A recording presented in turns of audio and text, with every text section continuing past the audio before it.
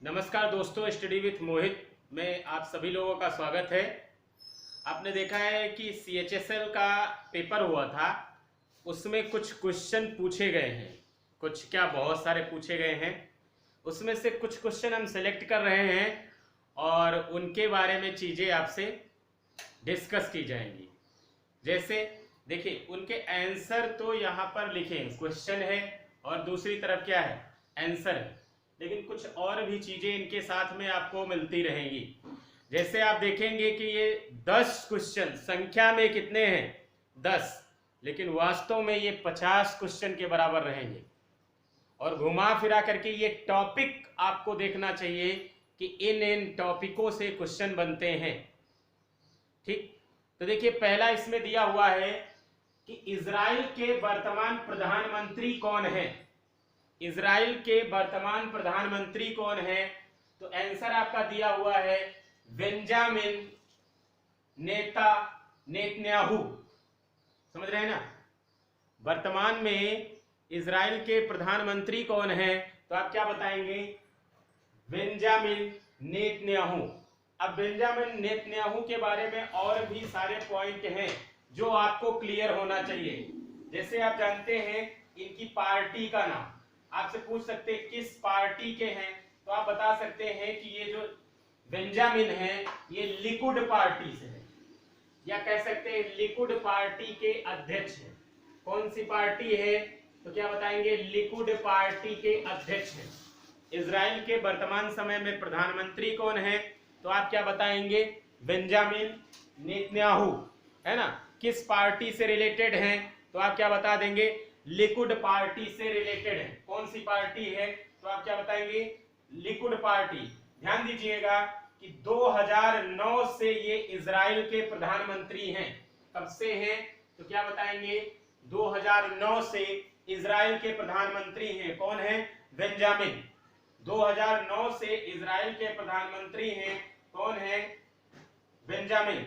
और एक चीज याद रखिएगा, 1996 से 1999 तक भी, ये 1996 से लेकर के 1999 तक, मतलब 3 वर्ष ये प्रधानमंत्री रहे थे। और वर्तमान समय में अगर देखा जाए तो इनकी उम्र लगभग कितनी है? तो क्या बताएंगे? 72 वर्ष है ना? अब देखिए 2 3 4 पॉइंट आपको और पता हो गए हैं। सिर्फ क्वेश्चन आपसे क्या पूछा गया था कि इजराइल के वर्तमान समय में प्रधानमंत्री कौन है? तो आप क्या बताएंगे? Benjamin Netanyahu. Benjamin Netanyahu. साथ में याद रखिएगा कि ये लगातार 2009 से इजराइल के पीएम हैं और 2009 के पहले 1996 में, मतलब 1996 से 1999 तक भी ये पीएम रहे थे इजराइल के। वर्तमान समय में इनकी एज क्या है? तो क्या बताएंगे? 72 वर्ष। 2-4 पॉइंट आप याद रखिएगा। और भी चीजें आपको याद करना है तो इजराइल के बारे में सर्च करिए और पढ़िए। ध्यान दीजिएगा, दूसरा है चित्रदुर्ग किला भारत के किस राज्य में स्थित है? तो क्या बताएंगे? आंसर तो आपको दिया है कि चित्रदुर्ग किला जो है भारत के कर्नाटक राज्य में स्थित है। कहां स्थित है? कर्नाटक राज्य में स्थित है। याद रखिएगा, एक कर्नाटक के दक्षिण भाग से नदी बहती है। एक कर्नाटक के दक्षिण भाग से एक नदी बहती है जिसका नाम क्या है? वेदवती। क्या है? कर्नाटक के दक्षिण भाग में एक नदी बहती है, उसका नाम क्या है? वेदवती। और यही वेदवती नदी के घाटी में स्थित है क्या? चित्रदुर्ग। याद रहेगा ना? वेदवती नदी के घाटी में क्या स्थित है? चित्रदुर्ग स्थित है ना? आपसे सिर्फ इतना पूछा गया है कि चित्रदुर्ग कहां स्थित है या चित्रदुर्ग किला कहां स्थित है, तो आप क्या बता देंगे? भारत के कर्नाटक राज्य में स्थित है। और कर्नाटक के दक्षिण भाग से कौन सी नदी बहती? वेदवती। और इसी वेदवती नदी के घाटी में कौन सा किला है? तो क्या बताएंगे? चित्रदुर्ग किला है। एक चीज और याद रखिएगा, चित्रदुर्ग जो है ये कर्नाटक का सबसे छोटा नगर भी है। कर्नाटक का सबसे छोटा नगर कौन सा है? तो क्या बता देंगे? चित्रदुर्ग। चित्रदुर्ग क्या है? कर्नाटक का सबसे छोटा नगर। चित्रदुर्ग क्या है? कर्नाटक का सबसे छोटा नगर है और कर्नाटक के दक्षिण भाग से एक नदी बहती है जिसका नाम क्या है, वेदवती, और उसी वेदवती की घाटी में ही क्या स्थित है, चित्रदुर्ग। दो क्वेश्चन आपके तैयार हुए। पहला क्या है, आपसे पूछा जाएगा, पहला क्या है, तो इजराइल के वर्तमान में प्रधानमंत्री कौन है? आप सिर्फ इतना याद रखिएगा, बेंजामिन नेतन्याहू। याद रह रहा है? नहीं याद रह रहा है, कोई दिक्कत नहीं, सिर्फ ये याद रखिएगा कि वर्तमान समय में इजराइल के प्रधानमंत्री कौन है, तो आप क्या बताएंगे, बेंजामिन। कब से हैं? 2009 से हैं। इनकी पार्टी का नाम क्या है, लिकुड पार्टी नाम है, और लिकुड पार्टी के अध्यक्ष भी कौन है, तो क्या बताएंगे, बेंजामिन। इसके पहले कब ये पीएम रहे थे, तो 1996 से 1999 तक ये पीएम रहे थे, कौन, बेंजामिन। दूसरा है, चित्रदुर्ग का किला भारत में कहाँ स्थित है, तो क्या बता देंगे, कर्नाटक में स्थित है। भाई चीजें समझते रहिए और आप देखेंगे ये 10 क्वेश्चन आपके 50 से 60 क्वेश्चन के बराबर नजर आएंगे, है ना। और कुछ इस हिसाब से ये चीजें की जाएंगी कि आपके नेक्स्ट एग्जाम में भी ये सब कुछ काम आए, समझ रहे हैं ना। और चैनल का नाम याद रखिएगा, स्टडी विथ मोहित। इसको सब्सक्राइब करिए, लाइक करिए, शेयर करिए, कंफ्यूजन हो कमेंट्स करके पूछिए।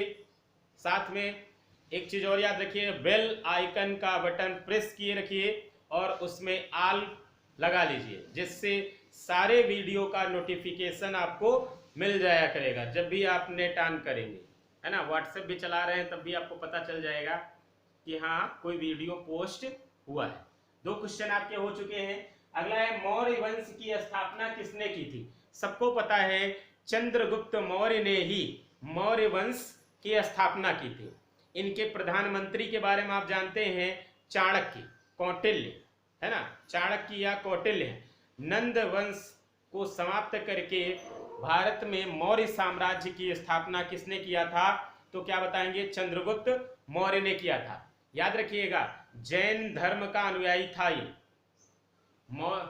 चंद्रगुप्त मौर्य किस धर्म का अनुयायी था, तो क्या बताएंगे, चंद्रगुप्त मौर्य जो है जैन धर्म का अनुयायी था। और इसके प्रधानमंत्री कौन थे, चाणक्य, है ना। आपने सुना होगा कहानी कि सिकंदर का अटैक हो रहा था, उसी समय चाणक्य जो है पहुंचा था मगध और घनानंद को समझाने का प्रयास किया था कि सिकंदर अटैक कर रहा है, कुछ आप संभल जाइए। और उसने क्या किया था, चाणक्य की बेइज्जती कर दी थी। फिर चाणक्य ने कहा था कि अब मैं नंद वंश का विनाश कर दूंगा।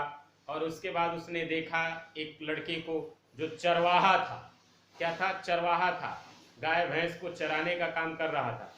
और उसी समय उसमें से इसको सिलेक्ट कर लिया और इसको शस्त्र विद्या दी, तमाम राजनीतिक बातें सिखाई।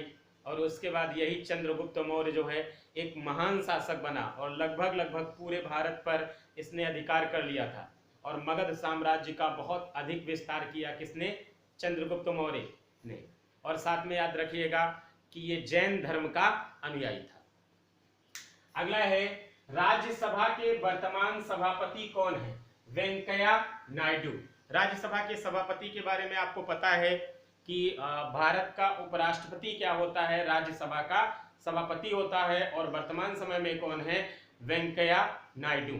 जैसे अगर मान लीजिए संसद की हम बात करें, हम संसद की बात करें तो संसद के बारे में आपको पता है कि राज्यसभा, लोकसभा और राष्ट्रपति को मिला करके ही क्या बनती है, संसद बनती है। तो राज्यसभा क्या होता है, उच्च सदन है, और लोकसभा क्या होता है, निम्न सदन है। ये सारी चीजें आपको पता है। और वर्तमान समय में राज्यसभा के सभापति कौन है, तो वेंकैया नायडू। और भारत के उपराष्ट्रपति भी कौन है, तो आप क्या बताएंगे, वेंकैया नायडू। अगला देख रहे हैं, राफेल नडाल ने फ्रेंच ओपन में किसे हराया। आंसर आपका लिखा हुआ है, राफेल नडाल ने फ्रेंच ओपन में किसे हराया। तो क्या लिखा हुआ है, नोवाक जोकोविच को। किसको हराया है राफेल नडाल ने, तो क्या बताएंगे, नोवाक जोकोविच को। याद रखिएगा कि ये राफेल नडाल जो है स्पेन के एक टेनिस खिलाड़ी हैं। कहाँ के हैं, स्पेन के एक टेनिस खिलाड़ी। कई बार आपसे पूछा जाता है राफेल नडाल कहाँ के हैं? तो आप क्या बताएंगे? स्पेन के हैं। और ये किस खेल से रिलेटेड हैं? तो क्या बता देंगे? टेनिस से हैं। अगला क्या है? 2018 के कॉमनवेल्थ गेम की मेजबानी किस देश ने की थी?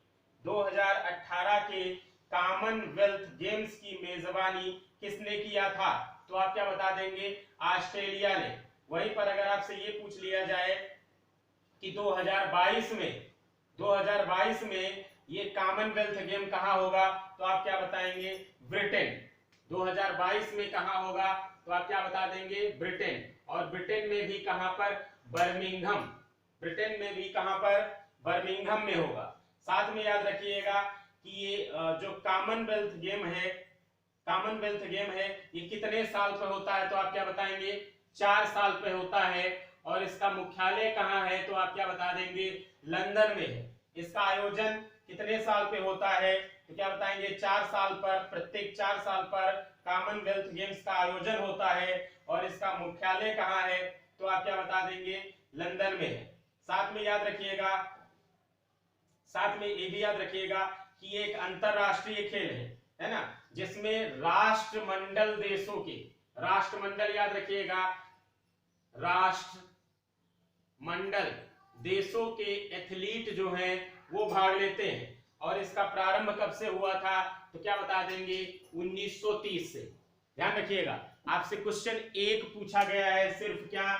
2018 के कॉमनवेल्थ गेम की मेजबानी किस देश ने की? आपने बता दिया ऑस्ट्रेलिया। अब 2018 के बाद कब होगा? 18/4/22 22 में होगा।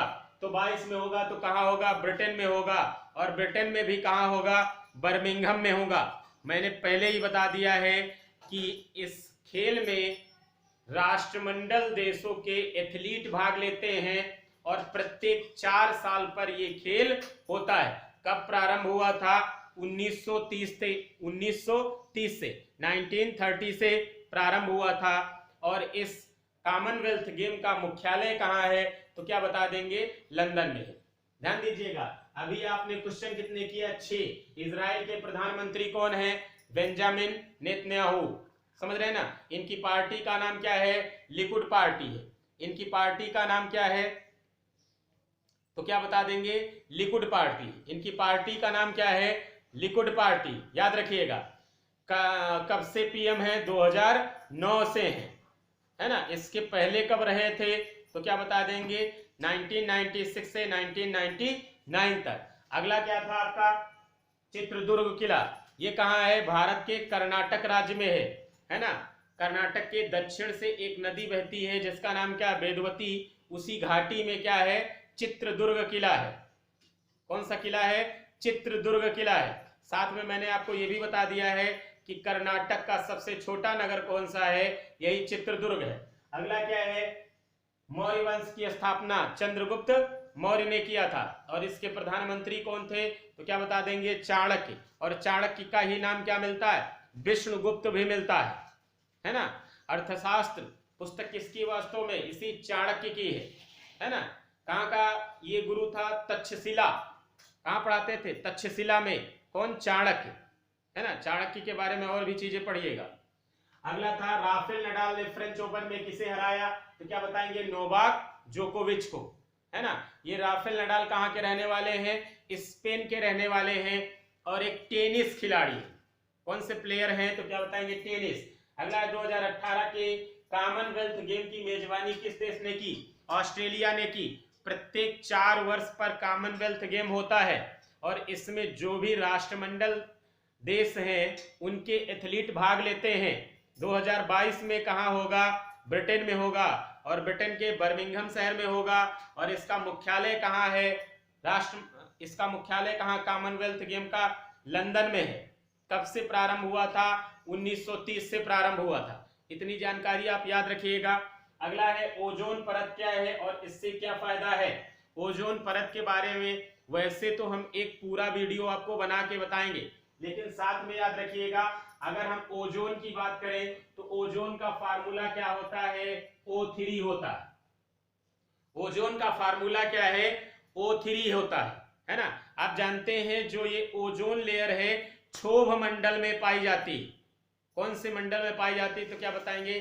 क्षोभ मंडल में पाई जाती है ओजोन लेयर। और इसका फार्मूला क्या है? O3। ओजोन लेयर का कार्य होता है सूर्य से आने वाली अल्ट्रा वायलेट रेज को डायरेक्ट पृथ्वी पर पड़ने से रोकना। ये काम किसका होता है? ओजोन लेयर का होता है। लेकिन हुआ क्या कि कूलिंग एजेंट के रूप में CFC का जो प्रयोग किया जा रहा था, CFC का फुल फॉर्म होता है क्लोरोफ्लोरोकार्बन। CFC का फुल फॉर्म भाई क्या होता है? तो आप क्या बता देंगे? CFC, chlorofluorocarbon. और इस CFC का यूज कहां किया जाता था? कूलिंग एजेंट के रूप में AC और रेफ्रिजरेटर में। और इसी CFC के कारण देखा यह गया कि ओजोन लेयर में एक छेद हो गया, जिससे यूवी रेज डायरेक्ट अब कहां पड़ेंगी? कहां पड़ेंगी? धरती पर। और धरती पर कौन रहते हैं? जीव जंतु, पेड़ पौधे। और उन्हीं जीव जंतुओं में क्या है? एक मनुष्य। देखा गया कि उन यूवी रेज के कारण ही क्या हो रहा है? Skin cancer. तब इस पर रिसर्च शुरू किया गया और पाया गया कि CFC के कारण ये छेद हुआ है। तो सबसे कहा गया कि भाई अब आप लोग ऐसा करिए कि CFC के उत्सर्जन को घटाइए। लेकिन कोई तैयार नहीं हुआ था।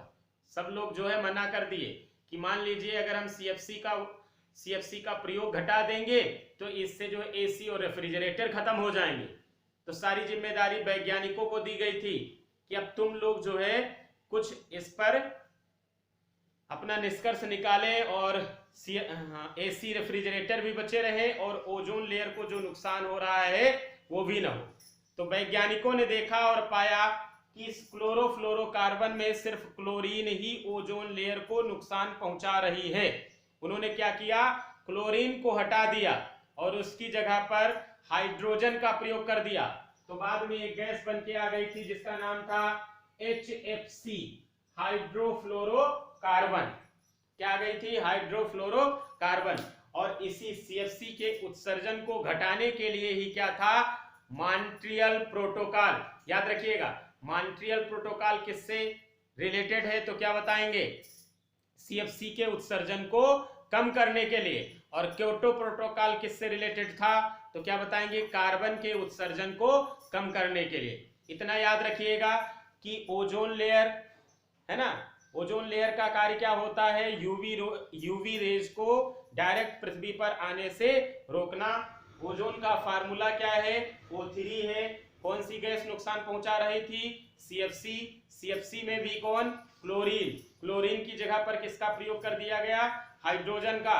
तो क्या नई गैस बन गई थी? हाइड्रोफ्लोरोकार्बन।